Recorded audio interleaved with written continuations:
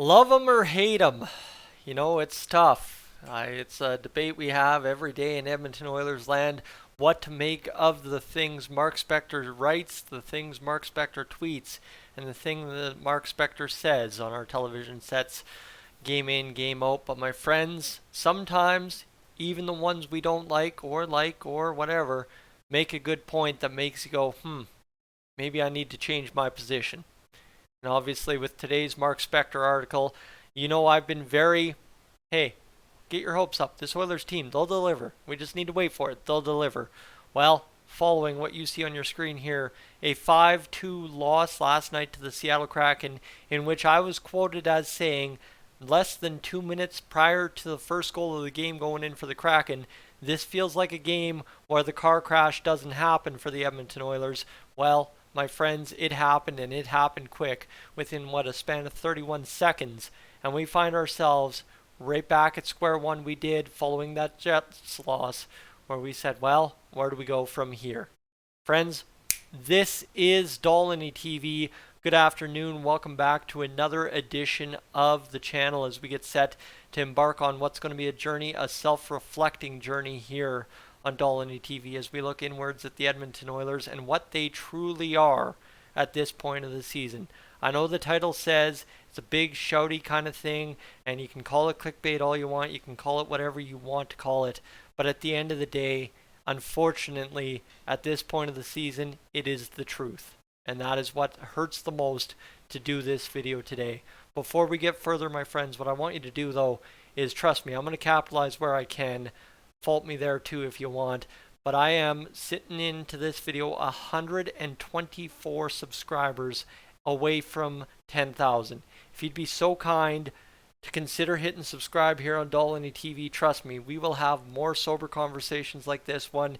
We will have more fun conversations like we have, like Connor McDavid hitting 70 goals this season.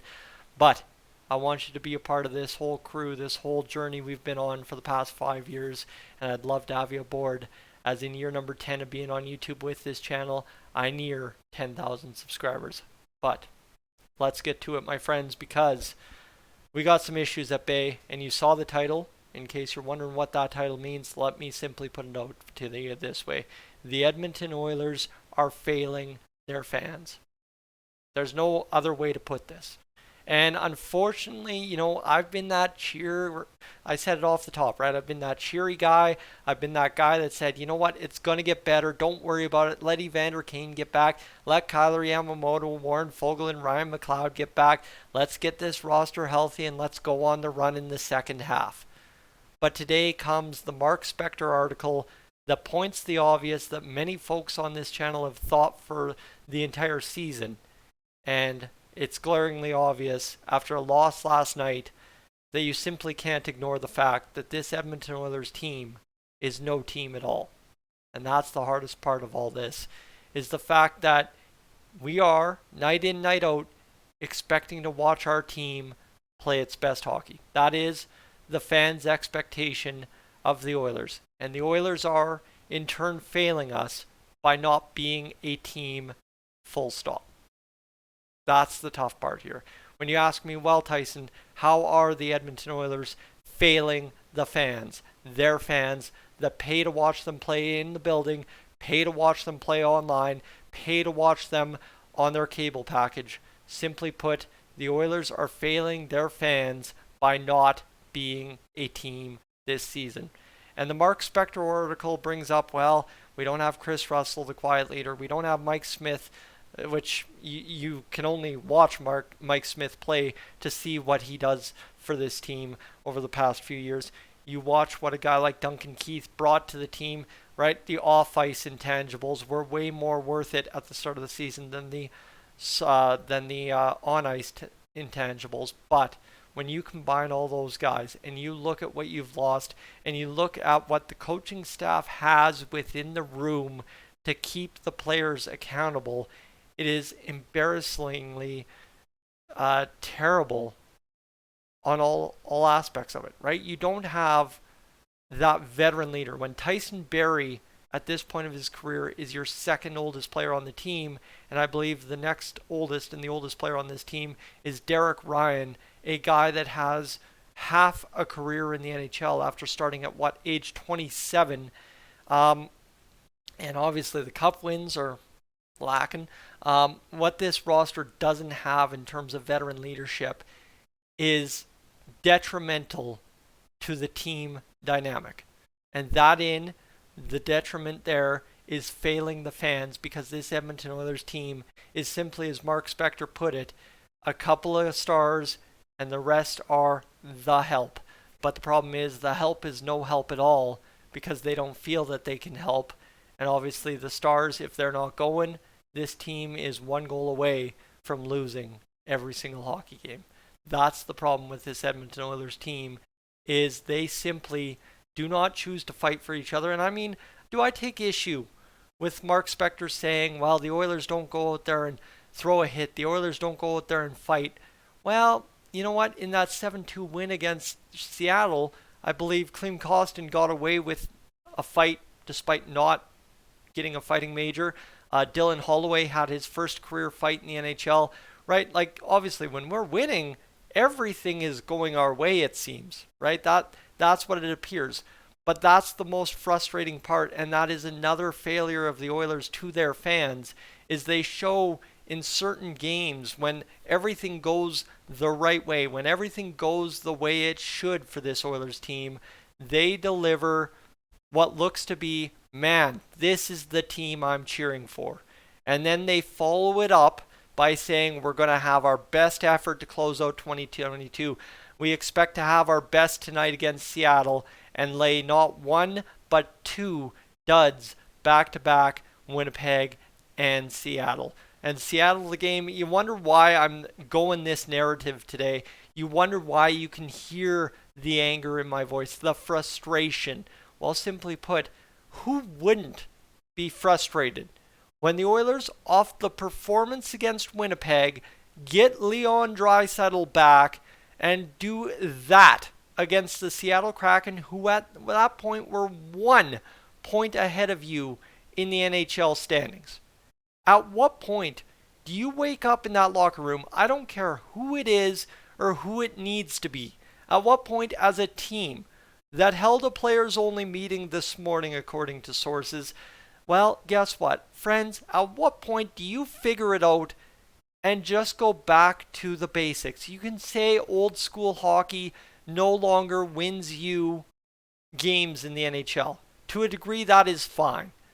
But if you have Connor McDavid night in, night out being Connor McDavid, and you have the rest of the team committed to doing what it needs to do for each other to win a hockey game, you are going to win hockey games, right? And I mean, I feel like a fool sitting in this chair tonight in front of these jerseys, in front of you on camera, sitting here saying this, because all season long, I have gotten comments saying this team has no grit, this team has no bite, this team has no edge, this team is easy to play against, and this team simply does not seem to care most nights.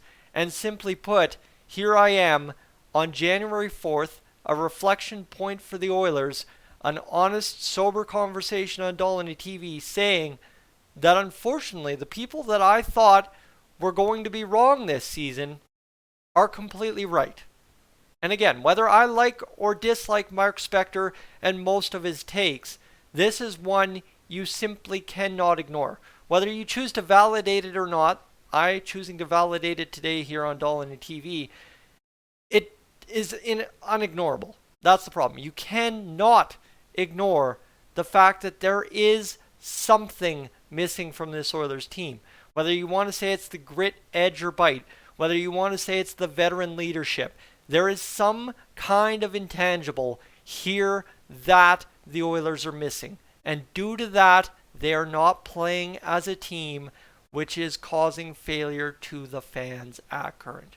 Because simply put, no matter how high, and you know I am a big-time Oilers homer, I believe the Oilers, no matter how bad it looks, can get the job done for us. But you cannot soberly look at this Oilers team with any set of glasses you want as a fan and say, man, we are 100% problem-free. I chose for 30-odd games to ignore the problems because we had injuries. We had a goaltender that had a historically bad start that should be able to turn it around. We had X, Y, and Z, and it will all come together eventually. The problem is, without those intangibles being fixed, without the little things being done, and whether you want to say you need to bring someone in to fix that, or whether you say the solution is within the room, something somehow has to be done to fix it. Veteran leadership? Excuse me, Connor McDavid has played a ton of NHLs in the NHL seasons. He is a veteran. Leon Draisaitl? Excuse me, he is an NHL veteran.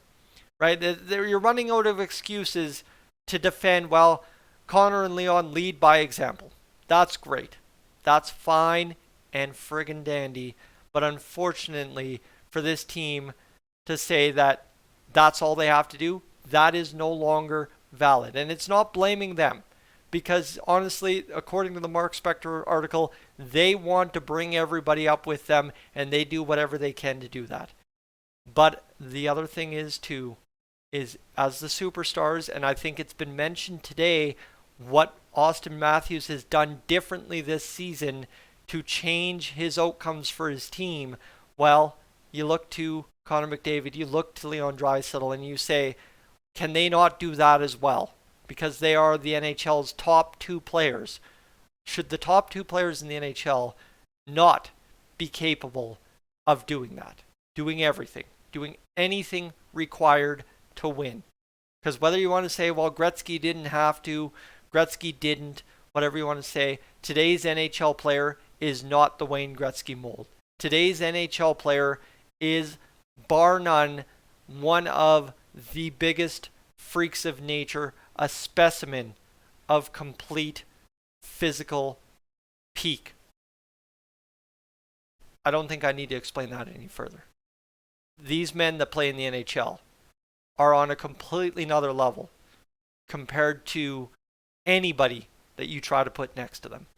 And for Connor McDavid and Leon Draisaitl, when you are the top of that heap of players, you need to be capable of doing everything.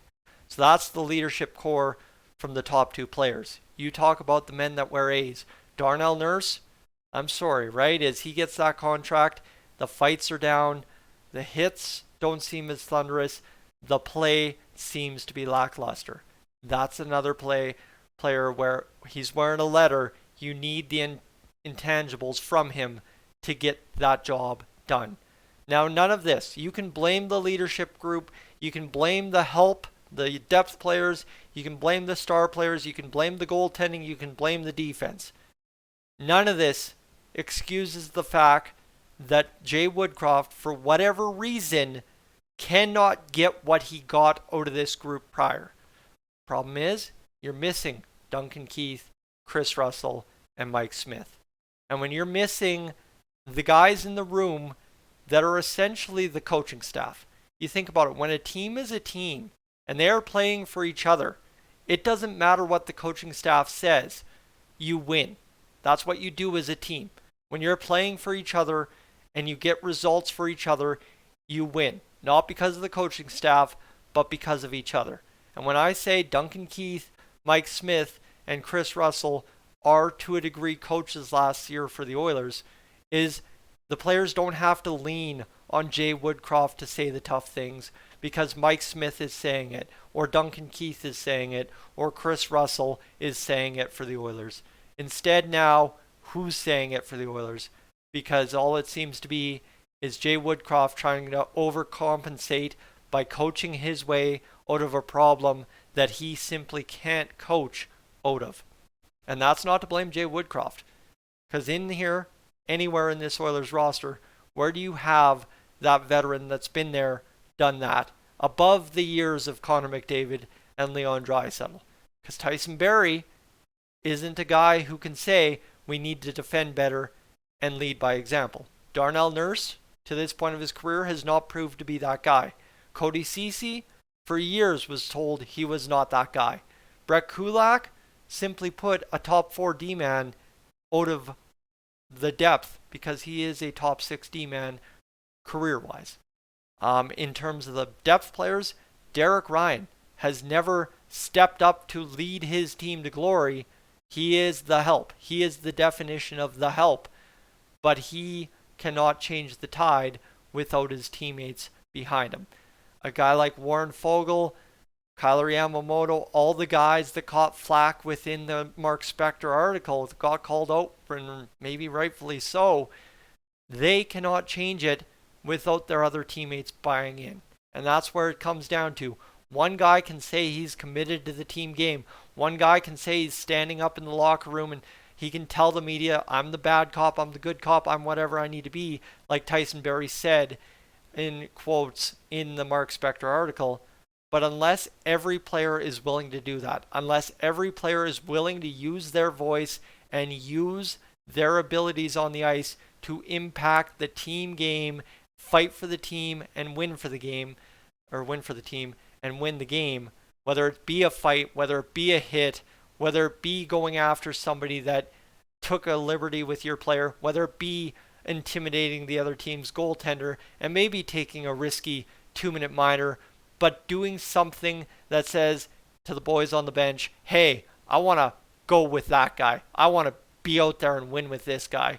Until somebody on the Oilers does that and until everybody buys in, Jay Woodcroft can't overcoach his way out of this problem. This isn't a thing that any NHL head coach can solve if he has a bunch of players that are just coasting along and don't want to be part of the solution.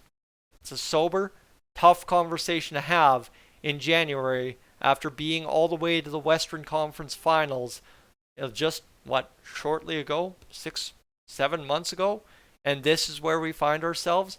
But this is the impact that not playing by a team and failing the fans will have. Because at the end of the day, I don't care what anyone thinks of me on YouTube. I am an Edmonton Oilers fan first. And unfortunately right now, as many of you do feel at home too, and I will get the comments in droves that agree with the point, the Edmonton Oilers are failing the fans right now. Friends, thank you so much for listening. Call this a rant, call this getting this off my chest, call this whatever you want. It's been a much needed talk with you. I hope you found something to glean from this and something you can hold on to say, hey, this is how we solve this. Tyson, I've got it. This is the solution. But for now, friends, this has been Dolynny TV, tackling a tough issue that I told you for months I did not want to talk about, and here we are.